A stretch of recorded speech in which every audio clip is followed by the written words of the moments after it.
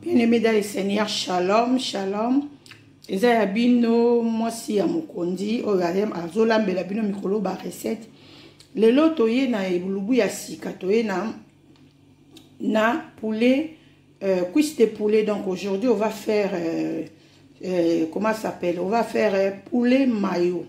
Donc tu regardes notre poulet, eza vraiment bien classé. Donc on siko poulet na biso. Donc on poulet na biso to kokende nango poto sukola yango. Et puis toye ba ko saisonner ko sukola penda poulet na biso na boke bignon surtout bien aimé. Et puis to koye ba ko saisonner yango Yesu akozanga te ko pambola biso. Eza ya bino mama ana kalamba mwasi ya mokondi. Poulet na biso lelo to kolia yango na pomme de terre. Pomme de terre to ko sala yango lokola patatos. Et puis tokoye ba ko kalinga yango to kolia yango na poulet mayo. Poulet na biso mayo ekozala saisonné na gingembre oyo. Eza mélangé na ail. Eza mélangé na ail, gingembre batie na ail na kati. Toko saisonné poulet fumé na biso et puis toko meka ko tia mwandambo ya jimbo. Boyebi ke ngana lingaka mingi vraiment bien aimé ko lambela jimbo. Et puis na sauce na biso toko sala pembeni. Mingi toyeba kapenda bien aimé ko sala poulet mayo na biso na four. Mais aujourd'hui na lingi na sala ngo pena na ndenge ya makala na sana yo kapenda solo ya Kinshasa ya makala. Nous sommes en Europe donc na sala makala na ndako te, mais na ko utiliser makala te nazo utiliser na place ya kotumba ngo na four nazo ko utiliser mutuka ya pardon nazo utiliser mbabula ya courant.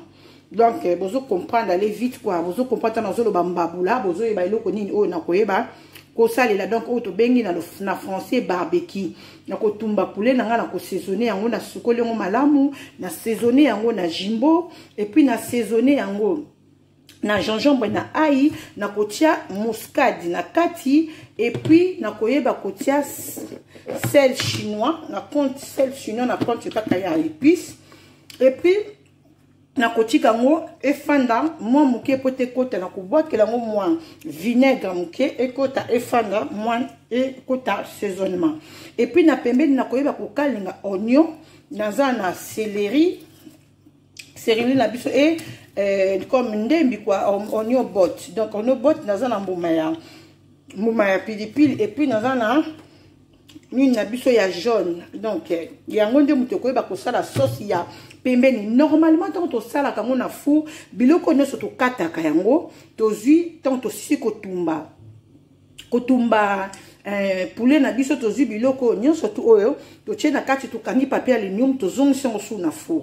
Mais lokola na ko utiliser four te na kozala obligé ya koyeba kosala biloko sauce na biso à part, na tie sauce na biso à part, na silisi kosala sauce na tie à part, na tumbi soso na nga tant na aussi sa sauce na nga na tie yango na papier na biso aluminium nde na koyeba ko kolatisa yango mayonnaise nzoto mba et puis na koyeba kozwa ba oignon ba légumes oyo na koyeba ko tie yango susu na kati. Donc allez-y tokende to mona makambo nini oyo elingi eleka awa et puis tokoyeba kosala pomme de terre na biso malamu kokata ngo pena na lolenge ya frites te mais kokata ngo na ndenge patatos. Allez-y, on est ensemble, que Dieu vous bénisse. Seigneur, vous m'onnez na osu la sauce na nga. La sauce na so monsieur za na poso, monsieur za na ba poil. Okena ko longo. OK. Faut que sukola mo pena bien. La sauce na biso mo ya ko limba boye binde za.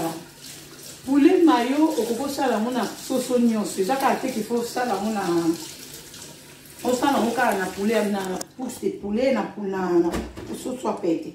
Donc na sala mo mingi na poulet makasi na sikoko sala mo pe na poulet a pété pena ya poulet na kati ba partie mais lelo na sepeli na nga loko déjà vite fait na sala poulet mayo na nga na cuisse de poulet loko bana balinga mingi cuisse de poulet.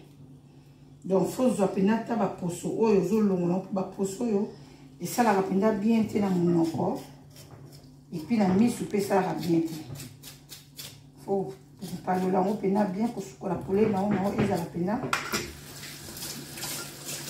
quand on le changa na salle nous so tazo ka envie ya kolia Bon, pour la poulet, on a fait bruit, pour comme l'assaisonnement que je vais vous bénir. On est ensemble. Bien aimé dans les seigneurs, tozoko basi koko banae, ça qui veut que toko sokola soso na biso, tokoli soso na biso ya moyo. Lokola eza poulet fumé toko meka vraiment ko tokisa ya moté parce que poulet, pardon, on a pas poulet fumé, poulet pas cuisse de poulet toko tokisa ya moté parce que cuisse de poulet ça a déjà pété, il a déjà soso ya pété. Toko tokisa moté, soki ezala ki soso ya makasi ko sala yango poulet mayo wana tolinga pito tokisa yango. Mais lokola eza soso ya makasi te eza cuisse de poulet. Au moins ndenge to sukoli yango pena malamu to tes cuisse de poulet na biso. Na lingi siko na saisonné. Na zui qui na ngai mélanger jimbo na tie na mesure ya soso na ngai. Na du sel chinois, on retient quand même mokié, les goût, les épices, nakandi. Oyo eza tangawizi, donc eza tangawizi basali yango na ail, yango na tie ail musu na pembeni te, donc na utiliser kaka tangawizi na nga oyo eza mélanger na ail. Avant yango il faut bouger yango nanu. Tangawizi na nga na tie na mesure ya poulet na ngai nakangi. Ok. Sikoyo na oyo mayonnaise wana na nekomi na étape na yango. Nazwi huile na biso. Nazwi huile na biso. Sopi mwanda mwa huile po epesa. Epesa elongi malamu na soso. Nazwi vinaigre na biso na kotiaka mokie pour na goût na soso na biso.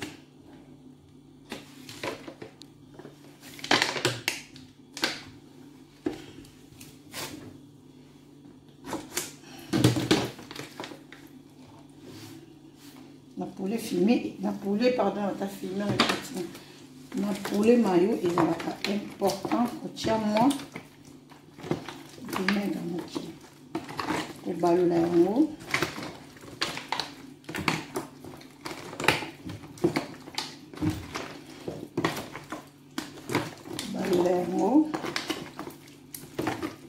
balola yango mpena bien kota bien tozo saisonner tozo sala mbala moko eza te ke tokoya lisusu kosaisonner lobi tosali lelo donc tozo saisonner lelo buka lelo lamba lelo. Saisonner pena soso na biso bien. Saisonner soso na biso bien et puis tokola soso na biso tiki yango mupanzi.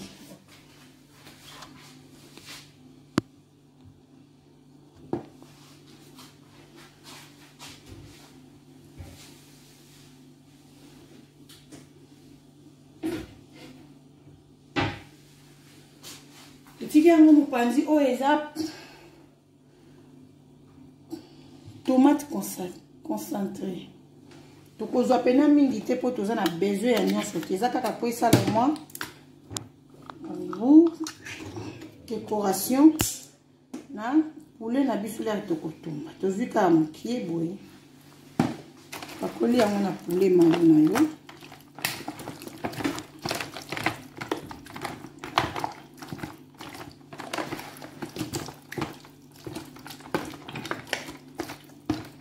Saisonner on pena bien zone on pena quand on pena ekota bien.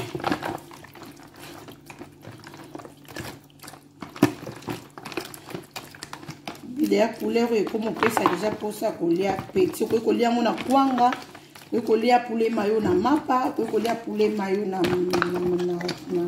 pomme de terre ko kolia mona frites ko kolia ngo na yoku mtuko yeba nyoso tukokolia makemba donc poulet mayo ça passe partout.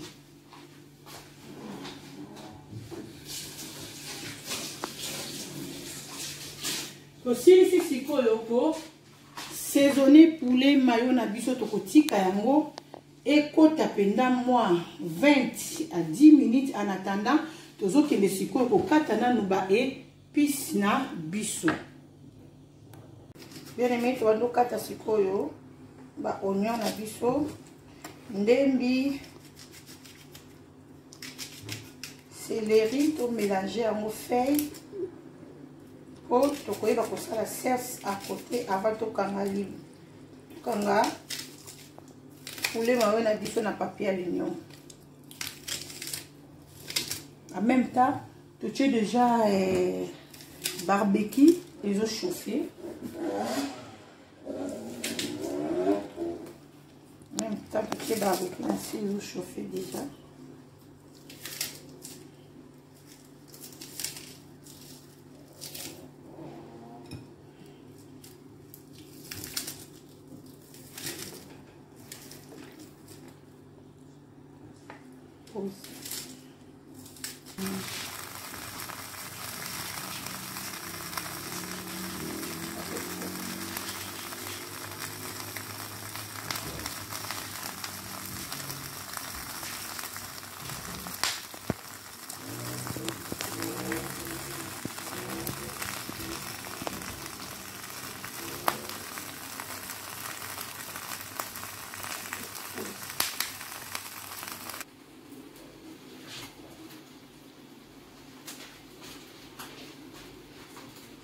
Tokati oignon na biso, tokati yango, tokati ndembi, tokati céleri, matungulu, poivron jaune. Pour na poulet mayo, totie poivron jaune. Yango nde ça la rapide.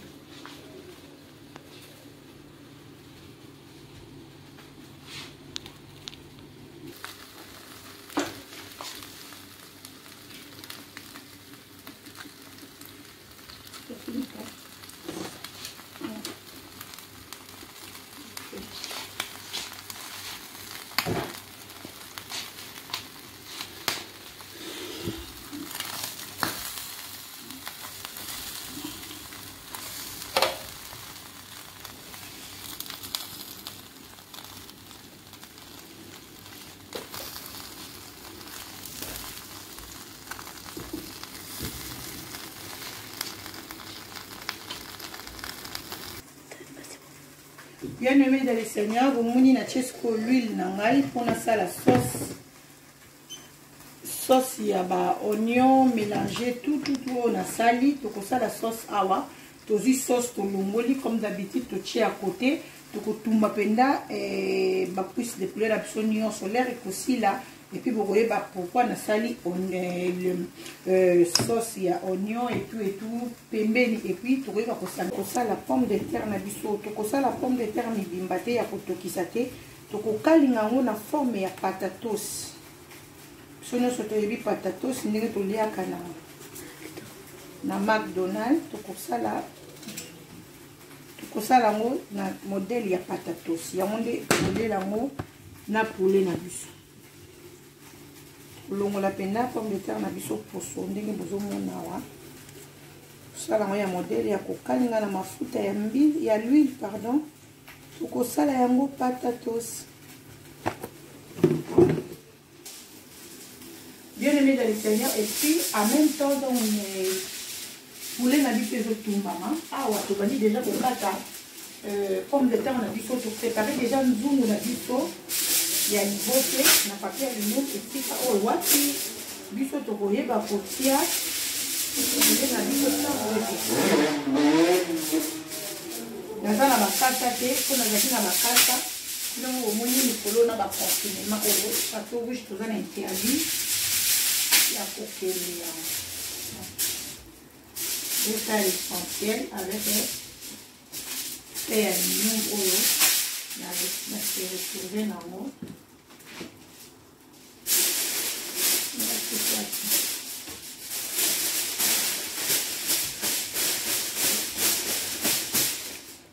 Préparer déjà une zone nana et parce que pour les nanas pétées pas hésite pour ne pas ça on a demandé là-dessus.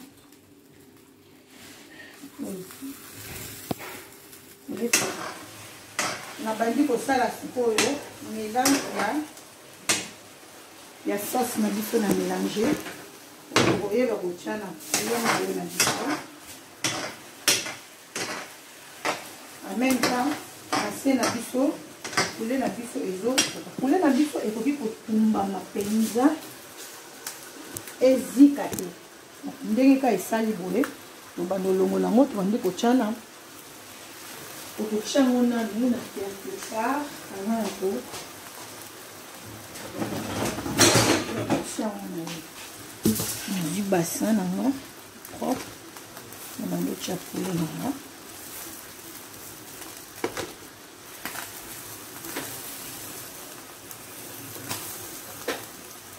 eza mwa minene esengeli etunga na so mwa moke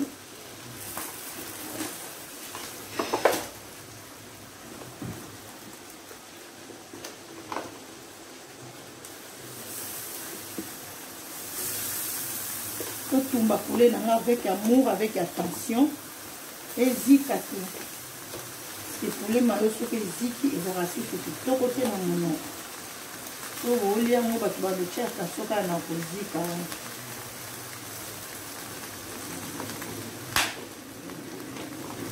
ebebisaka feeling ya biloko poulet eziki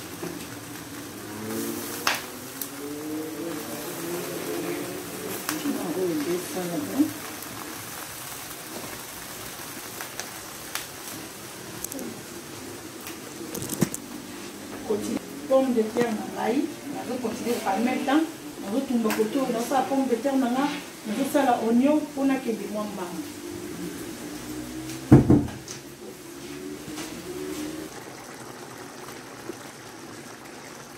sauce na biso yango ezotoka ya poulet mayo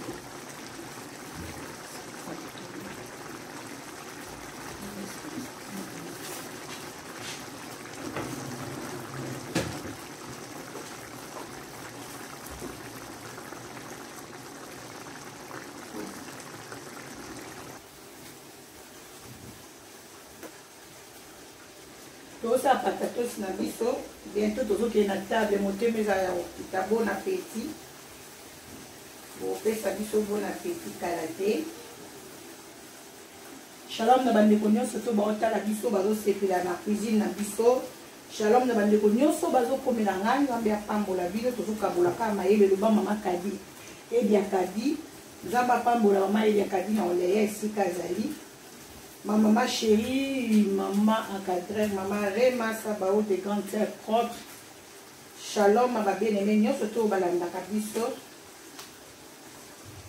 Maman Clarisse Mayamba, Nzambia Pambolayo.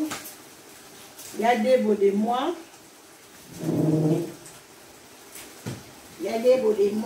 Nzamba Pambolayo. Ma papa chérie. Y'a Jean-Claude dans Londres. Et l'autre, on a poulet mayo. Comment on peut préparer poulet mayo? Poulet mayo avec pommes de terre, pour salamona, patatos. Quand on a un modèle, il y a frité. Quand on a un modèle, il y a patatos. Vous avez malé petit au prends les pommes de terre.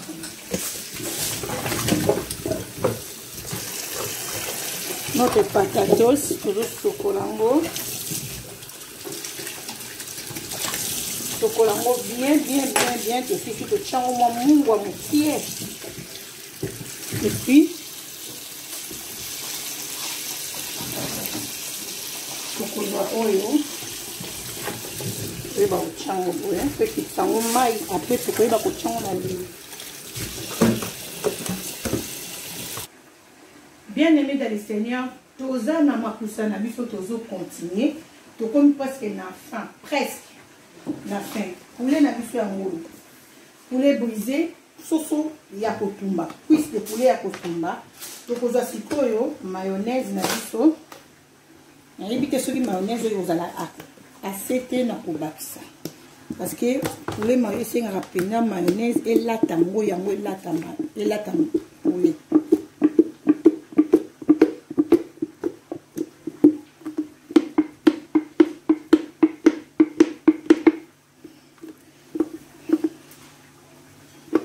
Chana nous boye. Comment je prends?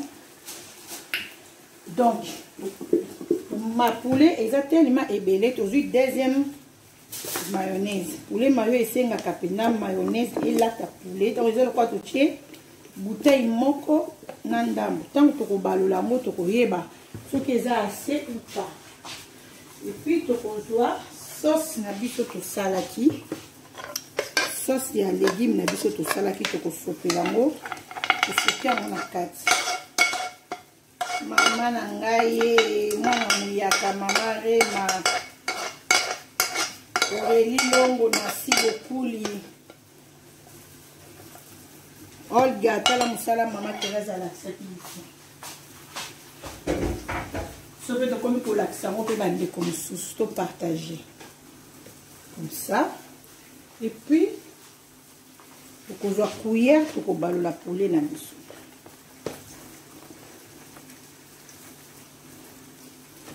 Tokolatisa mpena mayonnaise poulet elati mayonnaise elati poulet. Tourner mpenza makasi te po epanzana te. Oyebi ke poulet cuisse de poulet ezaka pete. Allez, soki tosilisi boye tobongisi papier na biso.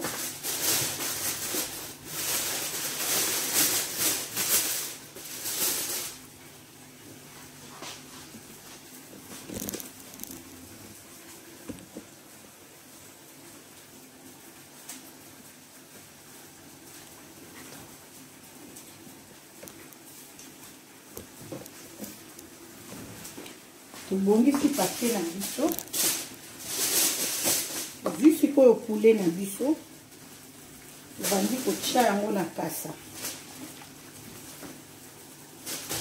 Bomoni nge esika na utiliser nanga mungwa te, na utiliser kaka bouillon ya jimbo. Tozwi poulet mayo na biso tobandi kotia jolma mayala de l'Éternel. Poulet mayo yango yo na bloc kaka boye chez Bamuna na sankara de kunta moi tout pendant que ça la biso bien poulet mayo jusqu'au yo sauce na biso to bois qui yango likolo.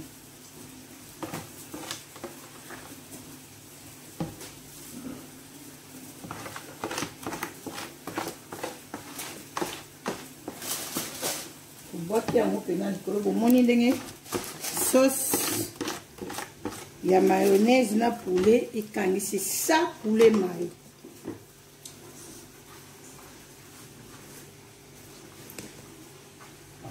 C'est ça poulet mayo.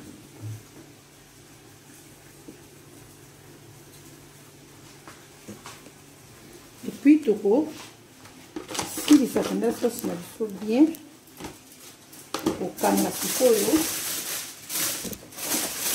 kasi na biso lokola pei eza te awa na poto toutilisaka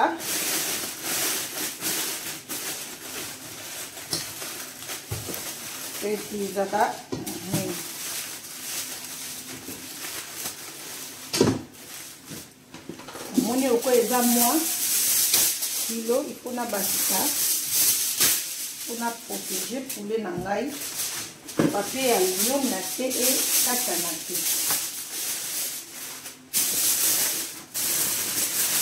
Akani poulet mayo na ngai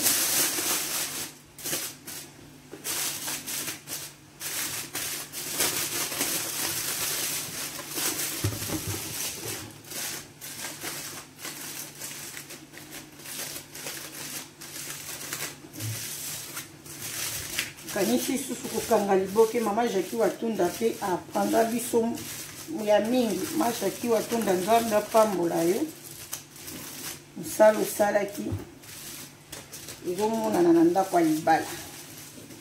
Mama okangi mpena poulet mayo na yo bien kangi yango mpenda bien. Soki osilisi kokanga poulet mayo na yo oye nango opose yango na etumbeli. Soki opose yango bongo na etumbeli otiki yango susu pendant 30 à 35 minutes. Bien aimé dans les seigneurs, aussi ici dans une pomme de terre, na kati yango patatos, na sukoli yango et puis na boaki yango, na bassin nanga na zui mungwa mukie, na tie. Et puis na ye nango a na futa on a fait chauffer. Na zui patatos nanga na balosi yango po te mungwa nango ekota malamu na kati. Ota motokoli yango to yekazu na tie yango.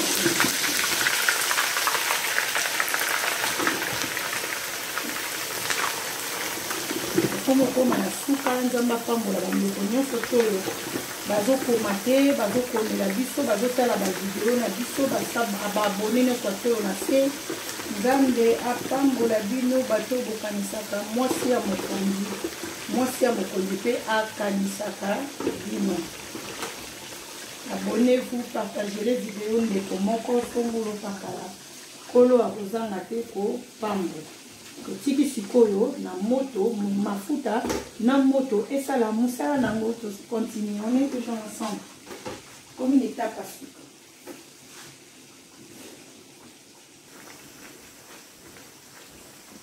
Patatos fait maison et couleur nango toujours longolango sikoyo en même temps liboke na biso ezakaka na moto.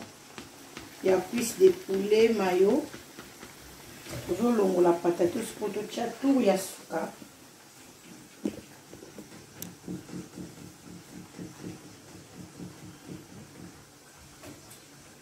Comme na suka ma kusana biso.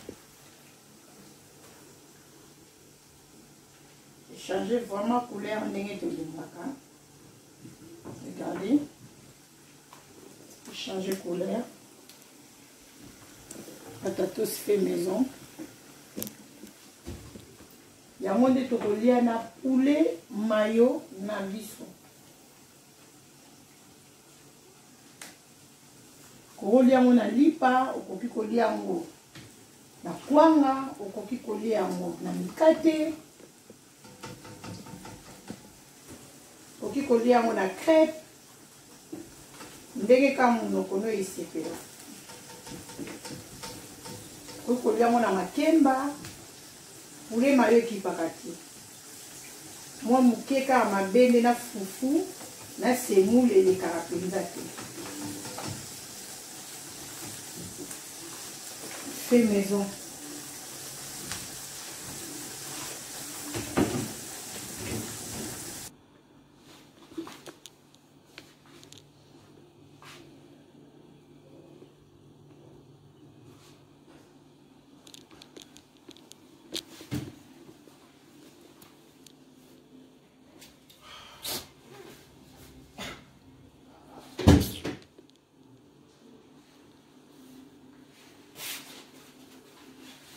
Bien aimé dans les seigneurs, on a fini. Recette n'a fait alléluia là qui cuisse de poulet mayo. Yango est à préparer et tu vas qui te coller on a patatos.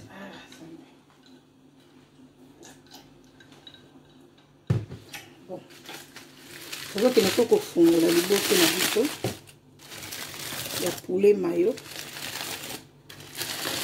Wow. Wow.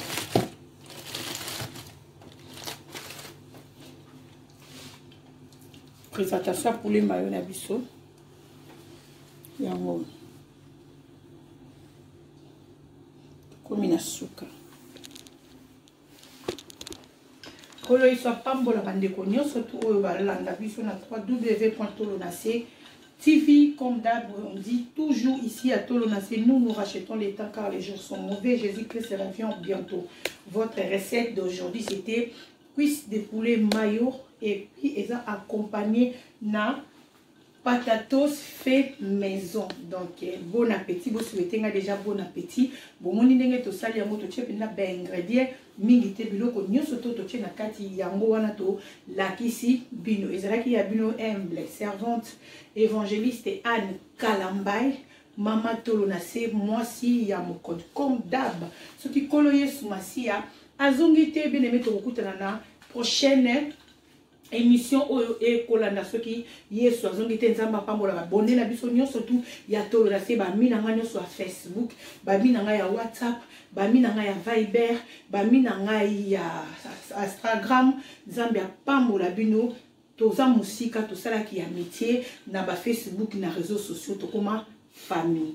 Nzambe apambola mokili mobimba. Souhaitez un bon appétit et vous allez malamu. Merci.